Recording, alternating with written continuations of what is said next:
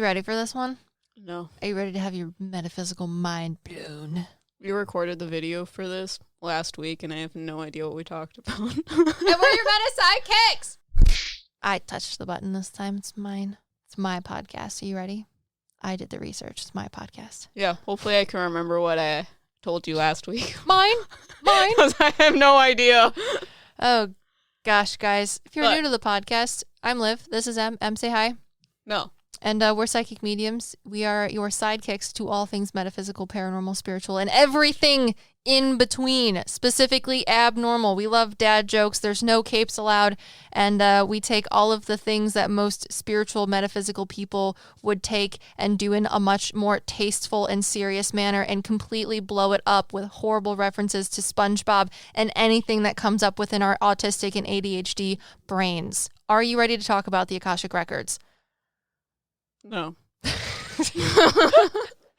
Oh, goodness. Em and I, we might be psychic mediums, but all of the information that we've ever gotten from the Akashic Records or about the Akashic Records regarding to and of or about was from spiritual beings. Yes.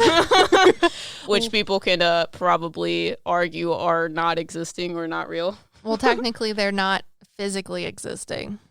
I know, but as a physical person, they could probably claim that they don't exist at all. Well, yeah, but and we're just talking to imaginary people in our head. You could also do the same thing about the Akashic Records because it literally is defined as something that doesn't exist. If you think we're talking to no one, welcome to the Akashic Records. Why are you here? May we take your hat, sir? May we take your order? Home of the good burger. Yep, there we go. You think the Akashic Records has that in there? Just a why wouldn't it? Time stamp for that. All of the information we've ever gotten about or regarding to the Akashic Records has literally been from spiritual beings that have been helping us with our business since we started it.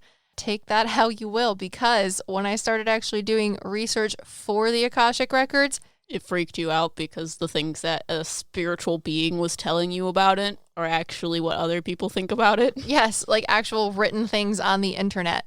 So yeah, with this girl's research paper that she did on the Akashic Records, which is sick. Interestingly enough, this is the first source as a metaphysical, spiritual, paranormal podcast content creator, whatever, that I found an actual source that it wasn't a .com or .com. That wasn't a .com. Yeah, with multiple slews of pop-up ads about like mattresses and birth control. So, you know, it was interesting. What you doing there? We went to a psychic today, and my mother is telling me information that the psychic told me that the psychic shouldn't know. So she's a psychic, so. Yeah, so it's freaking me out a little bit. I don't know how I got here or what we're doing. We're talking about the Akashic Records. Buckle up, because this is my podcast, bitch. Buckle up!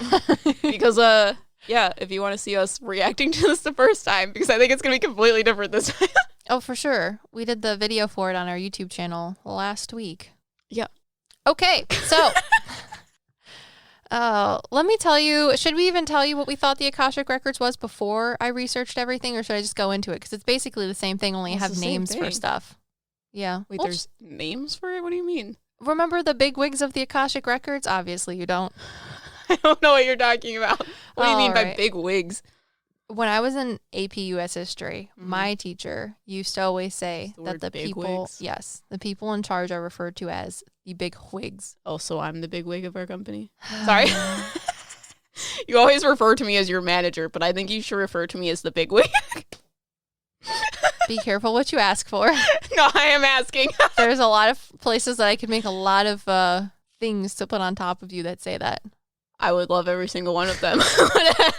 I don't know where this bad part is happening. I mean, you think I'm going to get you like a t-shirt or a mug or no, you would get me a wig. I know who you are. Okay, good. As long as you understand that you're going to be a part of the rock and roll band from SpongeBob. Listen, it can't be a used wig because then I'll get lice.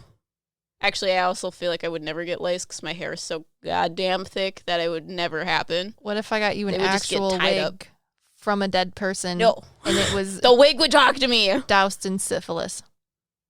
That would be the next horror film.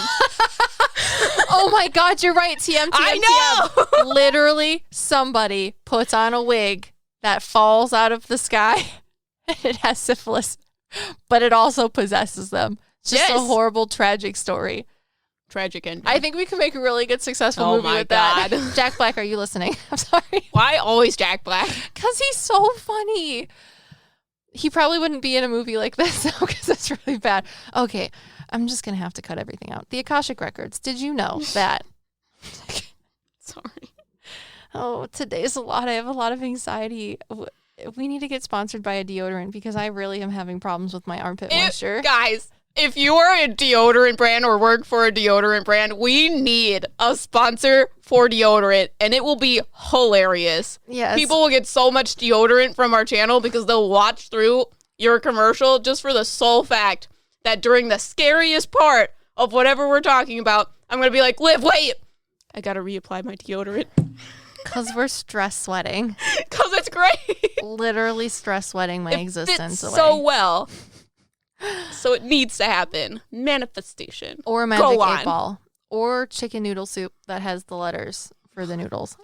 All right. Akasha is the Sanskrit word for ether, sky, or atmosphere. Because we're talking about the Akashic Records. Does anybody even know what the Akashic Records is? No. We're totally falling underneath that category of podcasts that people hate, where their intro is 8 bazillion minutes long and they don't even know what they're talking about yet. The Akashic Records, if you don't know, without me reading the things that I've written down from the interweb, but only the things that I've had spiritual beings tell me, is a non-physical plane of existence in which everything about existence itself, not just in our universe, but other realms of existence themselves, have been recorded. It is like the library of existence itself. So that is where everything's kept. It's what people say. It's like the Wi-Fi, the internet. That's what it's called. Mm-hmm. So it's like the internet, but of existence. So everything about anything is there. And it's also where like your soul contracts are supposed to be held, because you yourself, little listener, is or big listener, however you want to be, big listener. All of your things are there too, because you are a part of existence. Congratulations. So let's get into what the interweb says the Akashic Records are. So the Akashic Records comes from the Sanskrit word Akasha, which means ether, sky, or atmosphere. And according to the interwebs, probably most specifically Wikipedia, it says its definition is, in occultism, the Akashic Records is a compendium of pictorial records or memories of events, actions, thoughts, and feelings that have occurred since the beginning of time. So I think that's interesting. And the internet, what is it? What is it called when you relate something to something? Comparison. There we go. Oh, wow. The internet comparison was from a girl named Alec Nash, who I believe wrote her some sort of dissertation. Yes, some sort of school scholarly thesis dissertation on the Akashic Records. And she said it is, quote, the internet of the universe. So I thought that was pretty cool. And yeah, because there's mediums that us too, as psychic mediums, see the Akashic Records as like a big spiritual library, kind of like in Avatar: The Last Airbender, their big spiritual library. However, there are other mediums that refer to it and see it more kind of like a database of information, because it's more of a modern and more relatable to them. And that's why they refer to a lot of things as being like downloads from spirit, because they're more like modernly influenced by technology. Yeah, but Em and I are old people, and we have We're old souls. Old souls.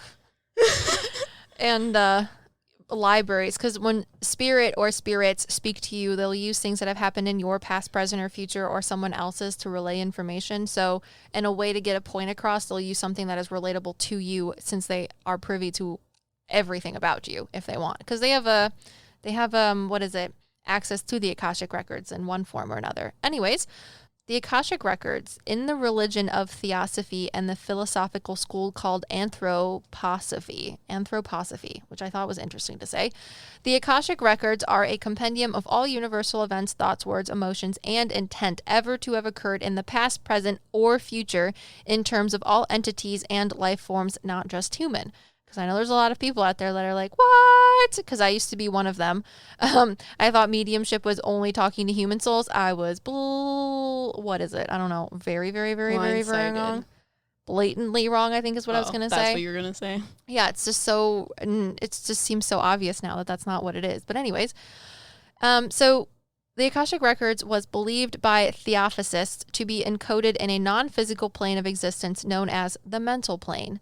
And that only anecdotal accounts, but no scientific evidence of the Akashic Records actually exists. So at the beginning of this podcast, Em was like, most people would say that we can't even say that what we're talking to, like the spiritual beings that gave us the information on the Akashic Records, you could argue that that doesn't even exist. Well, you could also argue that the Akashic Records doesn't exist because the spiritual beings that gave us the information about the Akashic Records would exist in a realm of existence that is similar to the Akashic Records. It is a non-physical plane of existence. And if a lot of people are like immediately clicking off because they think we're absolutely bonkers, you have to understand that we are not the only plane of existence in the world. And when we say plane of existence, existence does not have to be physical. It can be energetic, because when you boil existence down, it is just energy and the frequencies at which those particle energies reside. It doesn't have to be physical.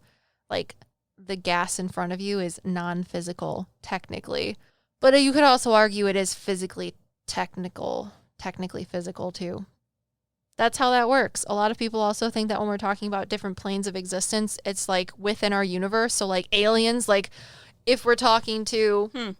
That's what people think? Yes. If we're talking to someone... Aliens are on a different plane of existence? No, people think that when we're talking about a different plane of existence, it would be something within our solar system or our universe itself, our physical universe. Interesting. So like my one spirit guide, my rock monster, since I'm talking to him and saying that he's a spiritual being, a lot of people think that that means he comes from a different planet within our universe. No, he comes from a different realm of existence itself, and it doesn't even have to be physical. He probably doesn't even look like a rock monster. It's just the way he presents to me because it's how I can identify and relate to him. Yeah, maybe he's actually a mountain. Or he is absolutely just nothing. Now he's got to be Rocky in some way. Sorry. He shows me Rocky Balboa. No. Oh, goodness. There you go. And I told you in the beginning, or a few seconds ago, that the Akashic Records are most notably related to a religion called Theosophy. And I think that's also interesting because when you look into Theosophy itself, it says that Theosophy is a religion that was established in New York City around 1875, and it was formed primarily by a woman named Helena Blavatsky. She was a Russian immigrant, and I guess the entire idea of Theosophy is that they are attempting to revive knowledge of an ancient religion, which was once found worldwide and will eventually rise again to eclipse the modern age religions.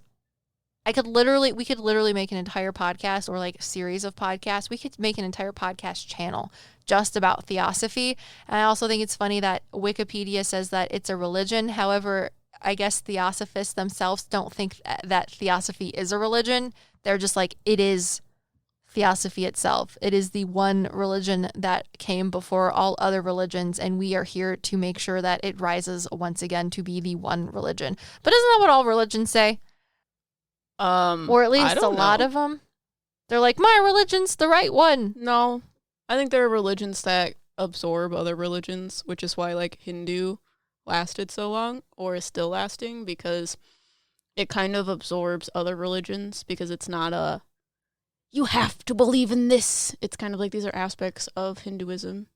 Pick which ones you believe in. Pick which ones you want to worship. Yeah. So no, they're not all like that. However, not all of them, but there's a lot of them that are like, this is the right one. How does this religion relate to the Akashic Records? It is. Are we talking about it? The idea of the Akashic Records was birthed from Theosophists. Okay, so then how did they use the Akashic Records in their, I don't know, religious studies, I guess? I don't know, because that would go into Theosophy. I only focused on the Akashic Records itself and where it came from. So... Oh, so it just came from this religion? Yes, but I think it's interesting that you use the idea of Hinduism or like the more, Eastern religions, because Helena Blavatsky, the Russian immigrant, she did not actually use the term Akashic Records. However, if you know anything about Helena Blavatsky, or if you even do like a simple Google search, you will see that she was a huge spearhead, or quote unquote big wig, of the spiritualist movement in America, as well as I think Europe. I'm not entirely sure about the Europe part, but I know for sure she was American spiritualist movement bigwig, and she got a lot of her information and ideas from Buddhism and Hinduism. Like a lot. And that is why the Akashic Records is rooted in the word Akasha, which is Sanskrit, and Sanskrit is India, as we all know. Got you, because I was going to ask you, why is Akashic the Sanskrit word, even though it's like created from this religion? Because they took all of their things that they said is the one true religion that trumps all of the other religions as the one that came first. It's odd. Yeah. I think Buddhism and Hinduism is one of the oldest religions. Yes, and it's lasted this long, like it hasn't been replaced because it literally absorbs other religions. So one of the things I learned in like my world religion class is that Hinduism, you don't have to do specific things. So like with Christianity, you have to believe in one God. You have to believe in Jesus, and that's how you know you're Christian. However, with Hinduism, it can be polytheistic, but you can just worship one of the gods. Yeah. That type of thing. Yeah. So, anyways, the big wigs of the Akashic Records, or the people that, I guess this entire idea or term of Akashic Records, not Akasha, Akashic Records, is birthed from. So Helena Blavatsky did not use the term Akashic Records specifically, but she was coined using the term manifestation, but not Akashic Records. Instead of using the word Akashic Records, she referred to it as a life force, saying that as a concept, it is indestructible tablets of astral lights, recording both past, present, and future human thoughts and actions. I don't know. I think I made the joke about Kung Fu Panda in our YouTube video. When I hear or read indestructible tablets of astral light, it just makes me think about Poe opening up the dragon scroll, and he's like, ah! And there's just like gold light that's coming out of this tiny scroll, and then he opens it and there's just nothing there. Yeah. I love it. Akashic Records. Akashic Records, dragon scroll. Yeah. I can't. It's just really funny. I love it. Jack Black. Anyways, I just need to watch Kung Fu Panda. It really makes me feel good. I need almond cookies. Okay. You hate almonds. Why cookie form? Well, because I like the juices of almonds in cookies forms. Yeah. What is it? Almond. I'm going to make an almond cookie and put full-ass almonds in there. If you do that, I will pick out every single one of them and stick them to your walls. It's going to be a surprise, though. You're only going to see them in the middle when you chew through it. I'm going so you accidentally eat one. To lick them and stick them to your walls like cheese puffs. Wow. I see how it is. Yeah, like tarot cards on my forehead, but almond slices to your walls. Gross! She hates when I lick her tarot cards and put them on my forehead. It's how I get my third eye to read them. Would anyone else like when they have their friend lick their objects? No, it's just because people don't actually know how to read tarot, and you're actually supposed to only read them when they're stuck to your third eye. That's why no one has their third eye open. It's because you can't see it. Whoa, oh my God. Maybe you need glasses for your third eye. Have you ever thought about that? I think I need to continue to lick tarot cards to put them on my forehead because water is conductive. So is saliva. So is saliva because it's a liquid. You're a liquid. And I'm just increasing the spiritual conductivity of the information from the tarot card to my third eye. It's science. Science. So Alfred Percy Sinnett wrote in his book, Esoteric Buddhism, about another dude's book. I got really messed up doing this, so I'm just going to read it how I wrote it and then ask questions if you don't understand. Alfred Percy Sinnett, because we're talking about the big wigs of the Akashic Records, the people that were like, this is a thing and here's the word that we use to describe it. Alfred Percy Sinnett wrote in his book, Esoteric Buddhism, about Henry Steel Olcott's writings in A Buddhist's Catechism, that Olcott roughly explained two metaphysical concepts that are fixed. Those concepts are both viz, which Olcott explained as Akasha and Nirvana. And that congruent with the ideas of theosophy, everything in physicality has come out of or is based off of the Akasha, which follows his hypothesis in theosophy that ideas are considered law, and this law of motion inherent to the realm of Akasha itself and the physicality it birthed eventually passes away, stating that no thing ever comes out of nothing. And Olcott further explained that he was privy to this knowledge due to his state of individual enlightenment and the fixed metaphysical existence of early Buddhism that was being permanently held in the Akasha, which because of his individual enlightenment, he has access to. So if you're very, very confused about this, Alfred Percy wrote about something that Henry Steel Olcott wrote about in one of his books.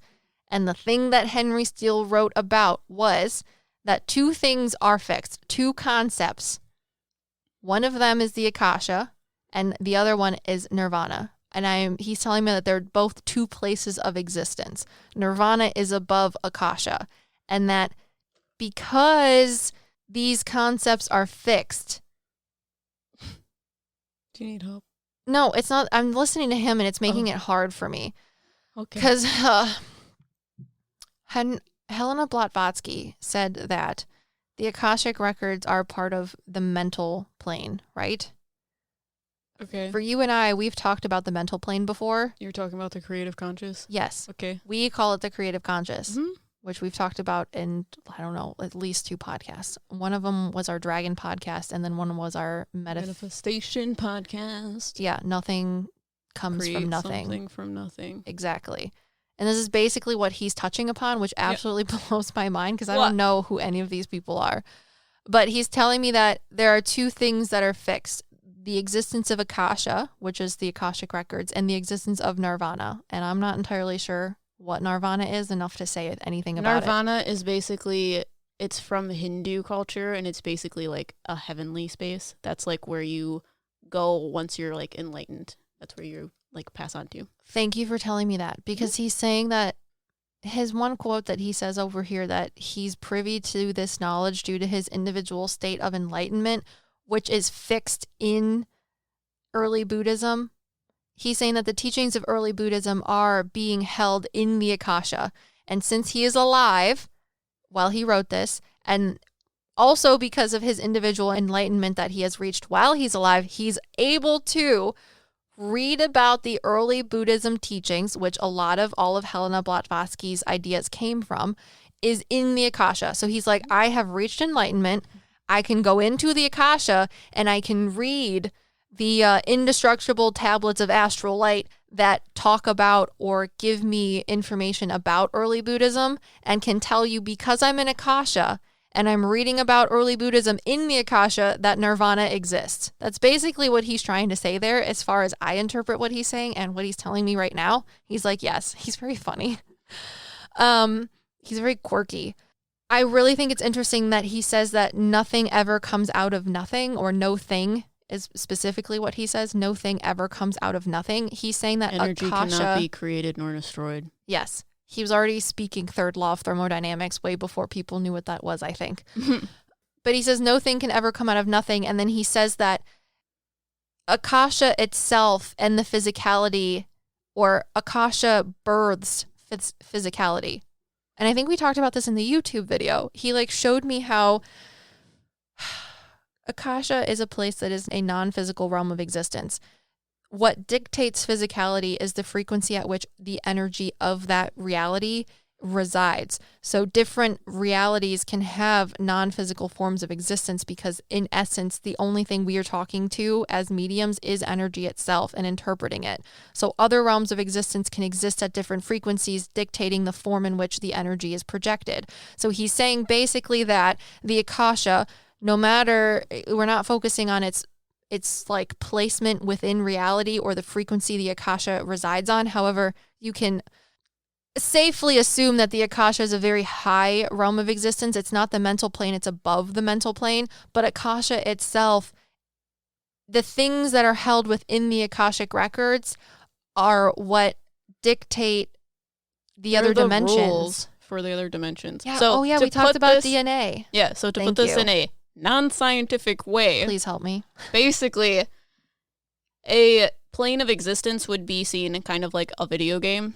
So in the video game, there are specific laws and rules that you can do, and that's kind of like written in the code. That's essentially, that code is held within the Akashic Records. That is the code in which the physical plane exists. It's the code that basically says your arm cannot go through a wall because that's not how it works. That is against the rules. However, in a non-physical plane, you have the ability to manifest things, and it happens a lot quicker because there's no physical bounds. So that is a different law, a different rule in their specific plane of existence. And when I said that in the YouTube video, Liv was like, "You're talking about code in video games? How about the code within the DNA and RNA strands within cells?" Yeah. So it's literally like if you were creating a literal video game, the code is placed within inside your own DNA, and the code runs from the Akashic Records. Yes, the Akashic Records is the nucleus of all realm information. And you say that the Akashic Records is like a higher up dimension.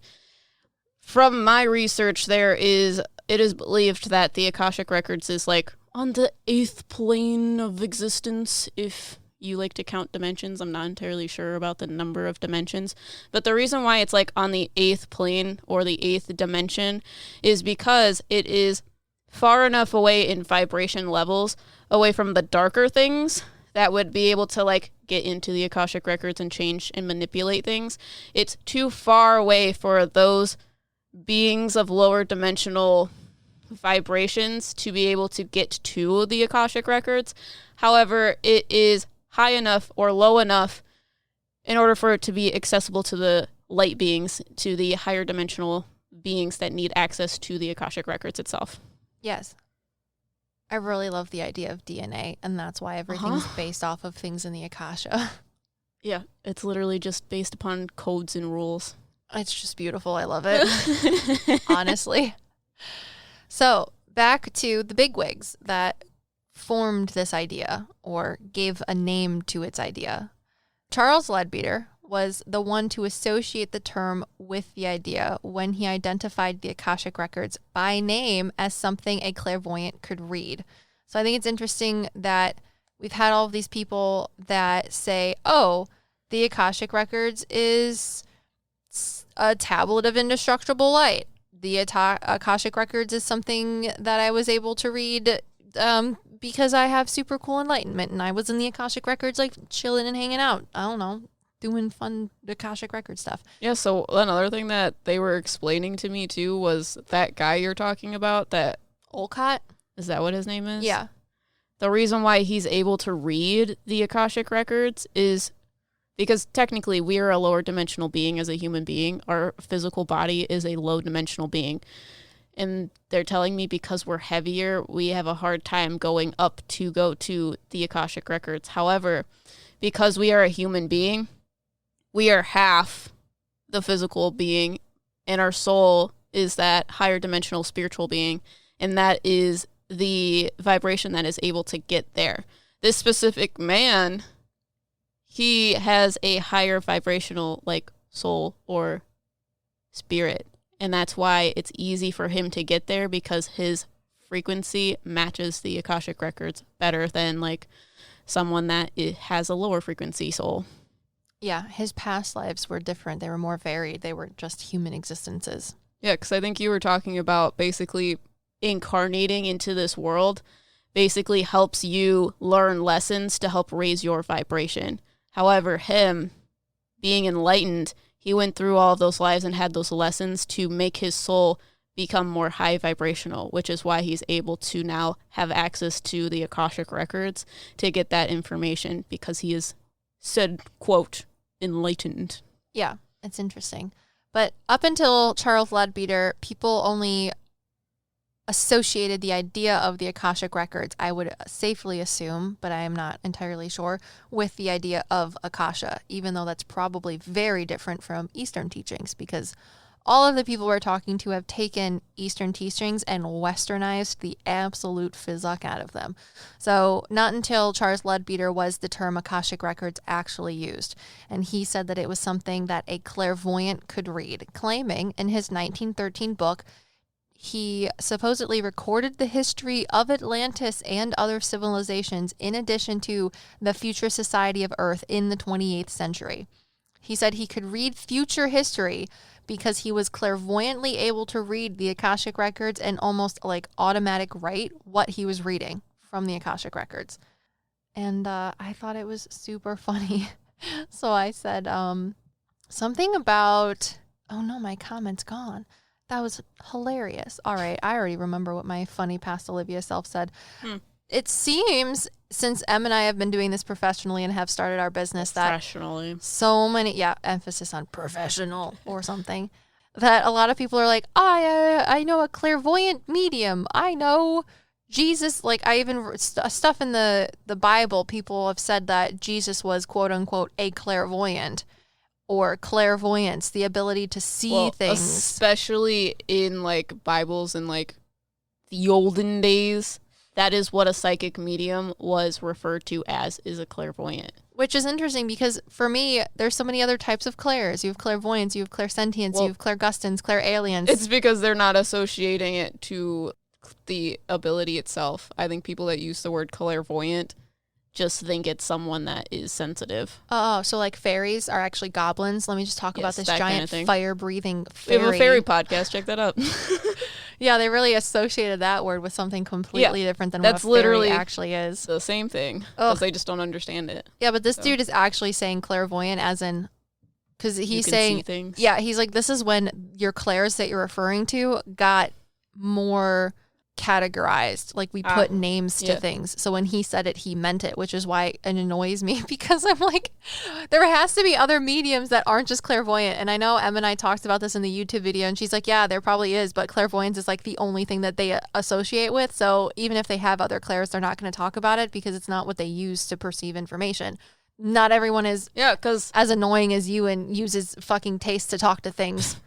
Your mom was talking about Doris Stokes and how she's just a clairaudient medium. Mm-hmm. And I've been working with her spiritually because our gifts are very similar. Yeah, and she's not. And she very much told me it was just easier to explain to people, but I had all of the gifts. How do you figure I got that much information that quickly? Yeah. It's because it would be like her being on the phone. It would take a long time for someone to speak words to her. Uh-huh. So she got a combination of claircognizant information and clairaudient information. Yeah. She just talks about the clairaudient information because it's something you can explain. You can't explain thoughts to people. That's hard. Yeah. And at her time, clairvoyant is probably the only thing people heard. So when they heard clairaudient, they were like, oh, what? Yeah. Anyways. Like, that's what I gave people to hold on to. I thought it was interesting that he said clairvoyant because I'm like, well, there has to be other types of psychic people that could have other things. What if you actually like smell the Akashic Records? Sorry.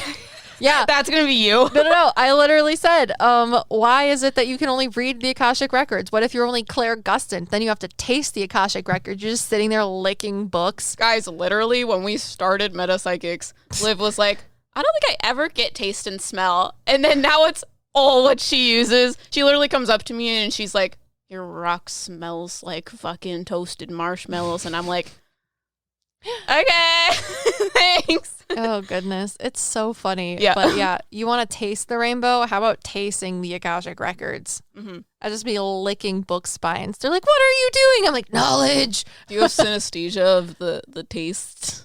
Yeah. You can taste colors? I think so. Can you taste sounds? I don't think I can taste. If I screamed in your face, could you taste it?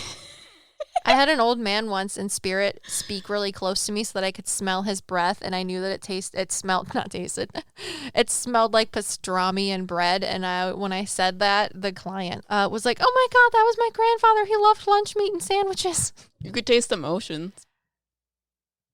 You told me that when people are angry or like cold, you taste bitter things. Oh, yeah, but I've never done that with a physical person, only mediumship stuff. It's still an emotion that you're tasting. I guess so. You should start tasting my emotions. I'm Tell just me what my emotions are. telling you that if I ever do Akashic Records readings, the only way I want it to happen is by me licking things. Nice. Metaphysically. She did do an Akashic Records reading on me. It'll be and on you know Patreon. who access to that? Our patrons. Do you want to be a patron? It's in the show notes. Check out that link. It was weird. She told me I was a green blob. It was really weird. I didn't think that was a thing. And I didn't think it was either. I did not taste Emily's existence, unfortunately. I wish I did. Like, your essence tastes like essence. You taste very sad today. Oh, God. What if I just came up to you and licked the side of your face? That's why you lick my cards. You're like, I gotta taste the psychic abilities. All right. So now we have Alice Bailey. She wrote in her 1927 book on her interpretation of the Akashic Records accounts that she says it is an immense photographic film. And in the most gatekeepy way possible, she said, only a trained occultist can distinguish between actual experience and those astral pictures created by imagination and keen desire. Unless I'm completely interpreting that quote wrong, I find that very gatekeepy because I oftentimes, as a bona fide psychic medium, 100% think that my head movies are a lie and I am making them up. Well, there are mediums that say that you have to develop your mediumship abilities through classes in order to be fully developed, and you shouldn't be reading other people until you have a certain level of development in your mediumship. Well, very much like the man that literally spoke very close to my face so that I could smell his breath to let his granddaughter know who exactly he was specifically. That is a load of baloney in my eyes. Yeah, I know. Pastrami. It's a very physical way of approaching mediumship. It's also just because they want your money. Well, I don't think it's necessarily that. I think they actually believe that that's how it is. Oh, interesting. Yeah. Because that's how they learned. It's really weird. And it might have been because they were supposed to. However, yeah, they don't view it as, I'm going to steal your money. It's very much like, that's how I learned. That's how it works. I'm going to help you do it. Because I did it that way. You should just listen to our podcast and your spirit guides. And then you'll save money and discover your psychic abilities. Yeah. Now we have Rudolf Steiner. And he used the Akashic Records concept in a few series of his writings where he wrote about Atlantis and Lemuria. Atlantis. And in 1914, he founded the Anthroposophical Society.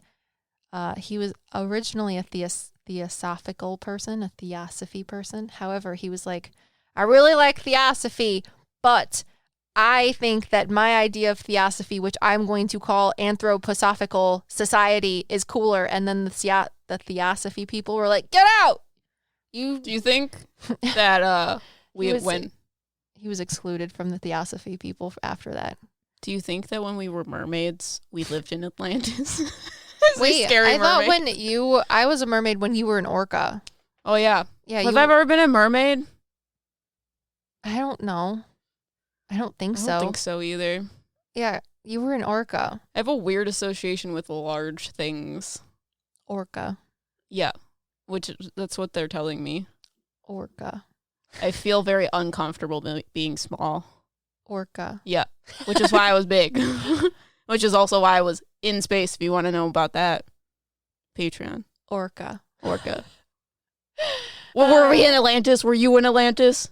Hitting up all the lady mermaids. I think we talked about this in one of our videos. Maybe my past life as a merman, who was apparently not very pretty, says that he wasn't a part of Atlantis. Atlantis is just like, it would be funny.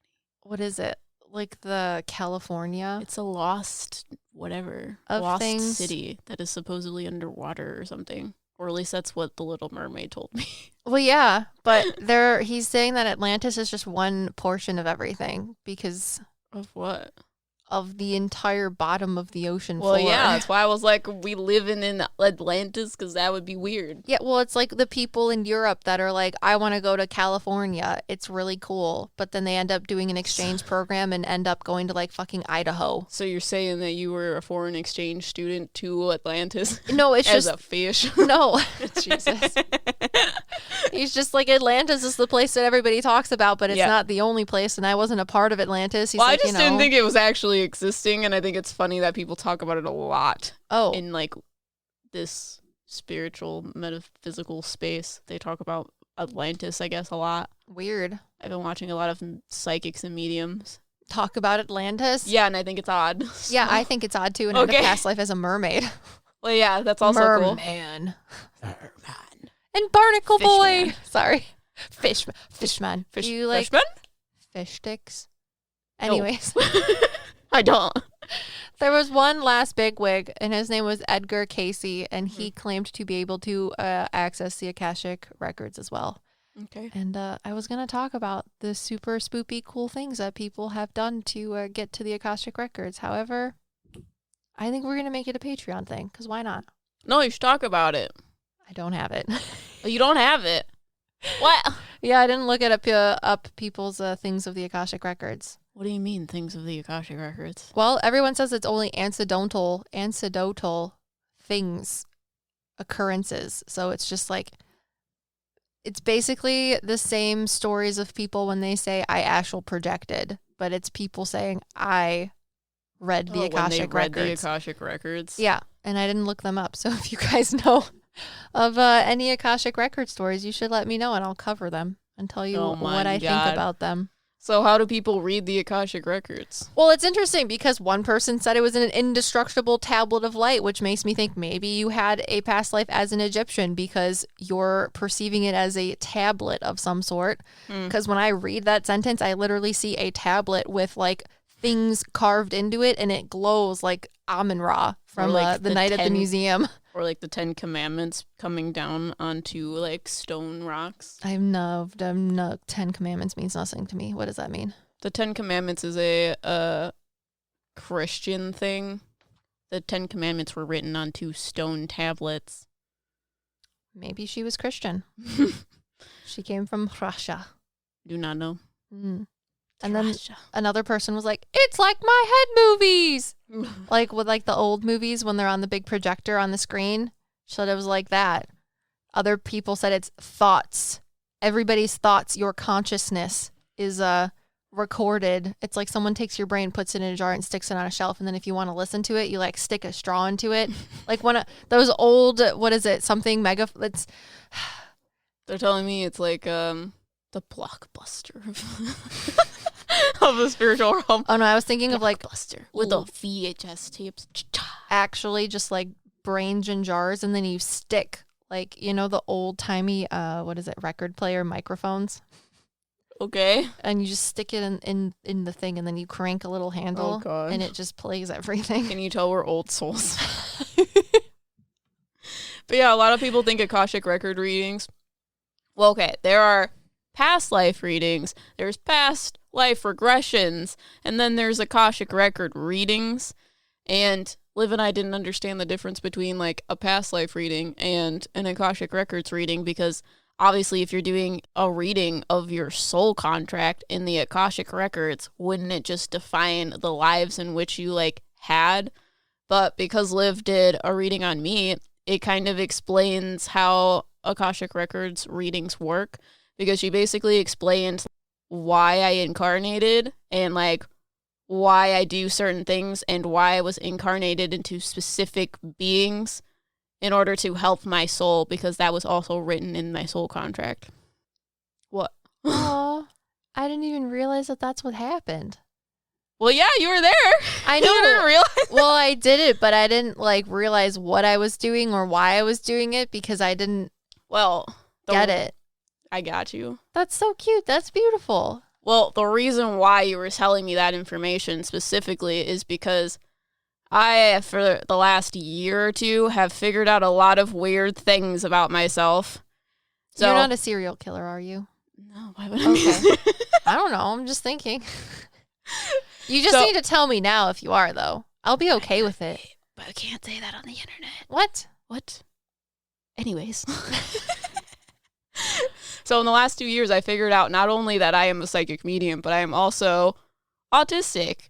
And with being autistic, I just basically pretended to be a human being up until this point. And because someone was like, hey, I do all these things and I'm autistic. And I was like, wait a second. I do all of those things too. I might also be autistic. And then I figured that out. It was basically like me realizing that I was pretending to be a human up until this point. So when I figured that out, it was like I took off that mask of me pretending to be someone that I'm not. And now at this point in my life, it's very much a confusing as shit, because not only do I have no idea who I am without that mask, but also you're telling me that I'm a psychic medium and physicality does not matter for shit. Well, it matters in your life right now. It matters in the grand scheme of things, but it equally doesn't matter as much as it does matter. And that's what a lot of people get tripped up on. Yeah, but it's also like people talk about spiritual awakenings, and I don't think people understand the gravity of going through a spiritual awakening, because I explain it in one of our podcasts of it's literally taking all of the rules of how you lived your life and someone being like, yep, let's put you on a different planet now and see how you deal with it. We're going to take Bikini Bottom and impose you somewhere else. Because the Alaskan bullworm called your spiritual awakening is coming. Yeah, so the reason why you got this like weird green ball of energy telling you about why I exist and why all of these things are happening and why I think so freaking differently than everyone else, because I, as an autistic person, a lot of people describe it as feeling it like you're an alien from another planet because you don't know how to human. But for me, it's like I was a robot and they took my consciousness out of a robot and they put it into a human body. And it's like I don't know how to have a human body. It's like I get overstimulated by things that continue my life forward, like eating. So it's like these very human things that like I do not understand and that make no sense to me and that I'm hyperly overly aware of. But I also understand physicality so much on an outskirts type of way, like on a outside of the box kind of way. It's like I view things from really far away to understand them, but because I'm in them, it's overwhelming. Yeah, it's like your understanding of existence is that of a scientist, whereas everyone's understanding and perception of the human existence is that of the person that consumes the thing that the scientist makes.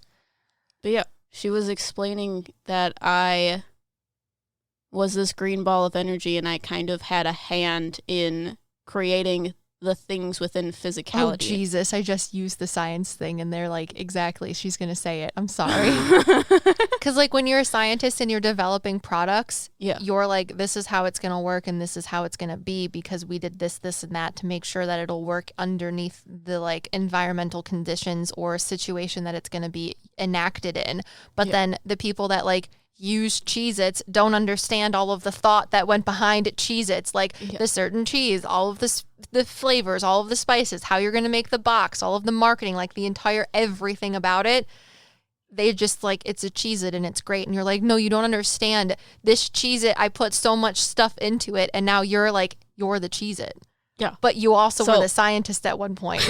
So living in this life is so weird. Like people are talking about permanently changing daylight savings time, and I think it's so odd because they're doing it in the government, and the government's like, well, these are the pros and cons of having daylight savings time, and these are the pros and cons of not having it. And it blows my mind because time is literally just a categorization of numbers that humans decided to figure out their existence by, and now they want to change it based upon their needs. It's weird. It's like I created this video game for people, and then like they're doing really weird things to try to understand the video game that I created for them. But it's also a little weird because when I was in school, I went to school for a very weird thing, and then I went into game design. And game design, for whatever reason, I was like, I am really abnormally good at game design. And I have this green fucking ball that was doing that. I'm glad I could help you, and I didn't really realize it was happening. Oh, God. I think the consensus is that as humanity as itself, do you think that it is mature enough or not mature enough on the Cheez-It commercial scale? What do you mean? You mean humanity? Yeah. Being like, oh, what Cheez-It? No, you've never seen the Cheez-It commercials? No, I know what you're talking about. Yeah, the wheel of cheese, and it tells bad dad jokes like you and I. I know, I just think And it's the weird guy's that you're like, equating ready it to humanity. Or yeah, ready or not ready. Is his humanity still telling dad jokes, like trying to figure out daylight savings time in a governmental societal fashion? Or is it mature enough to actually like be a Cheez-It? It's just so weird because the universe is created in an organic way, and we put humans on this organic planet, and they're like, let's take numbers and boxes and make all of the circles into boxes so that we can understand how they are, because when they have sides, it makes more sense than when they're a circle. That's how I feel about it. So I would say we're not ready. The guy in the lab coat would just check. Well, not ready. It's just odd that we put such a structured being on such an organic planet, which I think is the point, but also makes no sense to me. The universe has a sense of humor for sure. It is definitely one giant sitcom. Yeah. It is a satire for sure. Our But existence is satire. your Akashic Records reading was basically like, this is why you're autistic. I'm glad it meant a lot to you, because I was like, this doesn't feel like an Akashic Records reading, but the woman that looked really nice was I didn't telling understand me all of those things. I didn't understand what an Akashic Records reading was until you started talking. But what did you just say? If you ask me what an Akashic Records reading is, I'm still not going to be able to tell you. I'm going to lick some books. Well, it could also include your past lives and all of that stuff. However, it goes deeper than being like, this is what you did in this past life in Egypt. You were a mermaid. You did these things as a mermaid. But why were you a mermaid? Nobody knows. That would be an Akashic Records. What? Lick your past No. lives? I think if I licked my merman past life, he would just slap me. Well, this time? He'd be like, you. Sorry. He'd be like, lick a tongue. Oh, God. You're welcome. Well, there's the Akashic Records. You want me to tell you about some certain specific ways in which other people have experienced the Akashic Records? Or let me know. Do you want to see me get read by Liv in her first ever Akashic Records reading? That I didn't understand the gravity that it held for him. Isn't that the whole purpose of mediumship? Giving people things that you don't understand is important to them, and you're just literally the meat sack in which that importance flows through. So yeah, if you want more information about the Akashic Records, we'll post it on the Patreon, so join Patreon. Yeah, and if you guys could leave a review on Apple Podcasts, that would be great. And if you listen on Spotify, I don't know if Spotify lets you like leave reviews or something. I've never seen that. However, if you do, leave some words and make sure to add a dad joke, and we'll shout you out in our podcast because we both think it's really funny. Yeah, we're gonna try and find the best Apple Podcast or Spotify review to put on the podcast, because we only have 7 Apple Podcast review. All of them are 5 stars. However, there's no words or dad jokes, so they're boring. Come on. No, dad jokes. There was one person that was like, I found you guys and you guys have changed my life. I love you so much. Someone put words? Yeah. Oh, they really liked us. That's interesting. She was adorable. Most of the people just put stars. Yeah. She's cool. The only person that put words. You know who you are because you're the only one. As of right now. All right. You guys want to learn more about super cool, spoopy stuff? Go onto our YouTube channel. We have a blog. I'm going to work on it. We also have readings and a website. So do with that what you will. We have a psychic quiz somewhere, too. Everyone likes to find that. We should update it. We should do it the Claire's. That would be fun. Oh, yeah, we should. Mm-hmm. Well, we should leave the psychic one on there. But we can do just Claire's differently. Oh, yeah, that's a good idea. I like that. That's a good one. Yeah. Okay, guys. Here. Yeah. This is the last one. Sorry. Patreon people! We're about to shout you out. Are you ready for that? Are you ready for that? I got to scoot closer. Jordan. Savannah. We're going to say them all together. Maybe. Trinity. Avery. Cassandra. Anthony. She doesn't want to. Violet. Peyton. Farina. Allie. Mac. Josie. Autumn. Thias. Victoria. Jenny. Laurel. Brianna. Nate. Bradley. Sandy. Naz. Sherry. Christina. Sushi. Anita. Katie. Charles. Holly. Krista. Flo. Ibby.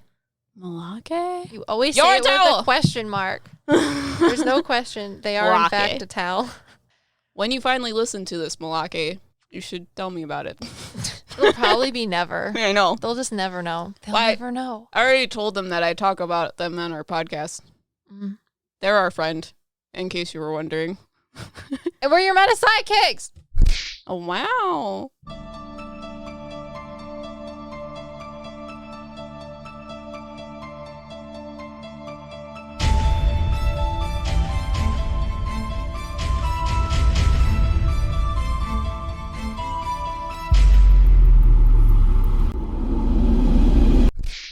Do you think I could learn how to do the whooshy finger hold in the Akashic Records? The what? What? We need to go watch Kung Fu Panda right now. Jesus.